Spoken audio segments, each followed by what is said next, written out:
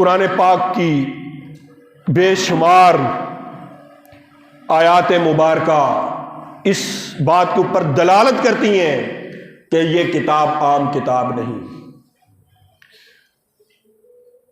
حضور صلی اللہ علیہ وآلہ وبارک وسلم جب آپ کے اوپر کوئی آیت مبارکہ نازل ہوتی نا تو آپ پڑھ کر سنا دیتے،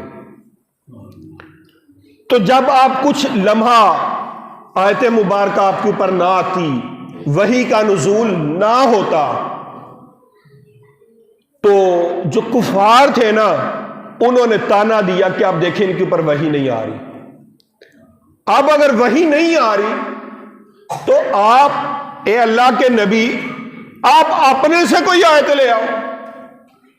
یعنی اتنا مبارک کلام ہے کہ نبی خود اس کتاب کو نہیں لا سکتے، اس کتاب کو نازل کرنے والا رب ذوالجلال ہے۔ آپ نے فرمایا، سورۃ الاعراف ہے، یہ آیت نمبر 203 اور 204 ہے، وَإِذَا لَمْ تَأْتِهِمْ بِآیَةٍ قَالُوا لَوْلَا اجْتَبَیْتَهَا، اے محبوب جب تم ان کے پاس کوئی آیت نہ لاؤ تو کہتے ہیں تم نے دل سے کیوں نہیں بنائی۔ حضور جب آپ ان کے پاس کوئی آیت مبارکہ لے کے جاتے ہیں تو مشرکین کہتے ہیں کہ آپ نے اپنے سے آیت کیوں نہیں بنائی، تو آپ فرما دیجئے قُلْ إِنَّمَا أَتَّبِعُ مَا يُوحَىٰ إِلَيَّ مِن رَبِّي، کہ میں تو صرف وہی ہدایت لے کر آتا ہوں، میں تو صرف وہی آیت مبارکہ لے کر آتا ہوں جس کو رب نازل فرماتا ہے۔ یعنی یہ قرآن عام کتاب نہیں، اس کتاب کو جو نازل کرنے والی ہستی ہے وہ رب ذوالجلال ہے۔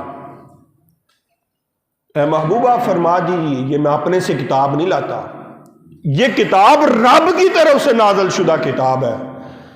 ھذا بصائر من ربکم، اور اس قرآن کا جو مقصد ہے وہ تمہارے رب کا مقصد یہ ہے کہ وہ تمہاری آنکھوں کو کھولے۔ جو تمہارے کے اوپر ظلم و ستم کرتے ہو، ہر وقت تم غفلت میں ڈوبے رہتے ہو، ہر وقت تم دوسرے کو پریشان کرتے رہتے ہو، اور بھائی میں قرآن اس لیے بھیجا تمہاری آنکھیں کھولے، تمہیں ظلمت سے نکال کے اجالے میں لے کر آئے، تمہیں ظلمت سے نکال کے نور میں لے کر آئے، اندھیرے سے نکال کے روشنی میں لے کر آئے، میں اس لیے قرآن بھیجا ہے۔ تو پتہ چلا جو شخص اپنی زندگی کو پر نور کرنا چاہتا ہے وہ اس قرآن کو پڑھا کرے، رب اس کی زندگی کے اندر نور داخل فرما دے گا۔ تو یہ جو کتاب ہے عام کتاب نہیں، اس کا بھیجنا یہ رب کا بھیجنا ہے، یہ کتاب رب نے بھیجی ہوئی ہے کیونکہ یہ ہماری آنکھیں کھولے۔ وَهُدًى وَرَحْمَةٌ لِّقَوْمٍ يُؤْمِنُونَ، اور یہ ہدایت ہے اور رحمت ہے مسلمان قوم کے، مسلمانوں کے لیے، ایمان والوں کے لیے۔ اور پھر فرمایا یہ جو کتاب قرآن ہے نا عام کتاب نہیں، وَإِذَا قُرِئَ الْقُرْآنُ فَاسْتَمِعُوا لَهُ وَأَنصِتُوا لَعَلَّكُمْ تُرْحَمُونَ، جب قرآن پڑھا جائے تو کان لگا کے بڑی خاموشی کے ساتھ ادب و احترام سے قرآن سنا کریں۔ اگر اس کی فصاحت و بلاغت کی بات کریں نا، ایک سائنٹیفک مثال میں دیتا ہوں جو بچے ادھر پڑھے ہیں۔ ایک نا 9ویں 10ویں کی بیالوجی میں ایک سوال ہے لاک اینڈ کی ماڈل۔ اس کا مطلب ہے کہ ایک اسپیسیفک، ایک مخصوص چابی ایک مخصوص تالے کو کھول سکتی ہے، مطلب اس کے اوپر جوڑ بڑا فٹ بیٹھتا ہے، یعنی اس کو کوئی اور چابی نہیں لگ سکتی اس تالے کو۔ اگر تو اس تالے کو کوئی اور چابی لگائیں گے تو تالا نہیں کھلے گا، اگر زور زبردستی کریں گے تو تالا ٹوٹ جائے گا یا چابی ٹوٹ جائے گی۔ کیوں؟ وہ چابی اس کی کہ اس لاک کے لیے نہیں ہے۔ بالکل اسی طرح انسان کی روح ایک تالا ہے، اس تالے کو تم دنیا کی کوئی کتاب لگاؤ گے، دنیا کی کوئی چابی لگاؤ گے، تمہاری روحانیت کا تالا نہیں ٹوٹے گا۔ جب بھی تمہارا تالا ٹوٹے گا اس قرآن کی چابی سے تمہارا تالا ٹوٹے گا۔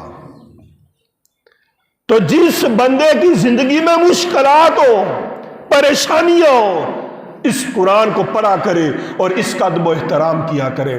اور اس کا ادب و احترام یہ صرف گلی باتی نہیں، حضرت صاحب ان کے اوپر عمل کرنا ہے، اپنی زندگی کو سنوارنا ہے۔ اگر تو اپنی مقصد کی آیت مبارکہ پر آپ عمل کریں تو قرآن کے باقی حق چھوڑ دیں تو یہ سمجھ لیں آپ اپنے آپ کو دھوکہ دے رہے ہیں۔ قرآن کا علم سیکھیں۔ آپ کو یہ بات میں بتا رہا ہوں، آپ نے کبھی سوچا ہو فلانا گلوکار دنیا سے گیا، فلانا بزنس مین دنیا سے گیا، فلانا بندہ دنیا سے گیا، حضرت صاحب اس کے لیے کوئی اصحال ثواب ہے؟ حضرت صاحب کو 2-4 یاسینات پڑھ دو، حضرت صاحب ذرا اصحال ثواب تو کرے آگے۔ ساری دنیا قرآن ڈھونڈتی ہے، یار ایک سپارہ پڑھ دے میری ماں واسطے، ایک سپارہ پڑھ دے میرے پیو واسطے۔ یار اتنا بڑا پیغام ہے کہ اس کے بغیر کچھ بھی نہیں ہے بندہ۔ ہمارے گھروں میں لڑائیاں، ہمارے معاشرے میں لڑائیاں، زندگی کا ہر پہلو خراب اسی وجہ سے ہے کہ ہم نے قرآن کی تعلیم کو بھول دیا۔ آپ صرف سننے تک محدود نہ رہیں، آپ صرف سننے تک محدود نہ رہیں، اس قرآن کا علم سیکھیں۔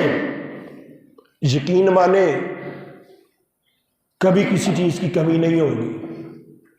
ایک بہت بڑا رولا پڑتا ہے، یار قرآن سے کھانا کھل چھڑیا تے منڈا کھائے گا کتوں؟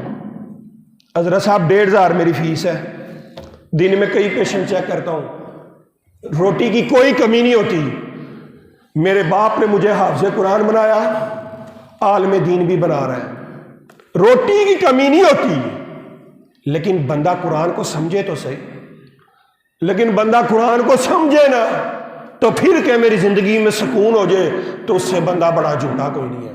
اور پھر ایک اور بہت بڑی بات، لوگ قرآن پاک کھولتے ہیں یا ڈاؤن لوڈ کرتے ہیں، خود ترجمہ شروع کر دیتے ہیں، تو پھر ان کو قرآن کی آیت مبارکہ پڑھنی چاہیے۔ پہلا سپارہ سورہ بقرہ ہے، یُضِلُّ بِهِ کَثِیرًا وَیَہْدِی بِهِ کَثِیرًا۔ یہ جو قرآن ہے بہت سارے لوگوں کو ہدایت دیتا ہے، بہت سارے لوگوں کو گمراہ کر دیتا ہے۔ یار قرآن گمراہ کرے؟ قرآن تو ہے ہی ہدایت۔ رب بتانا یہ چاہتا ہے جو کسی با عمل کے پاس بیٹھ کے پڑھے، جو کسی عاشق مصطفیٰ کے پاس بیٹھ کے پڑھے، قرآن اس کو ہدایت دے گا۔ جو خود اس کے موتیوں کو کھنگیڑے گا وہ بندہ راہ راستے ہٹ جائے گا۔ تو جب بھی قرآن پڑھنا ہو تو کسی اللہ والے کے پاس بیٹھ کے پڑھا جائے۔